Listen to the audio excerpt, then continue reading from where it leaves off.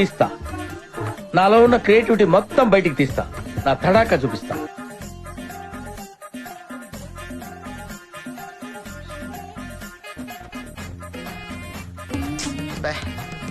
ఏం ఈ పనుల్లో కనిపించలేదు. పైగా ఫిజికల్ గానీ మెంటల్ గానీ స్ట్రెయిన్.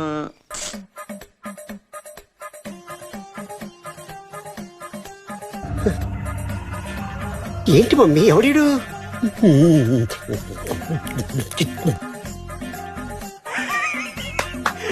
అమ్మా ఏం ఫీల్ ఉన్నది మామయ్య.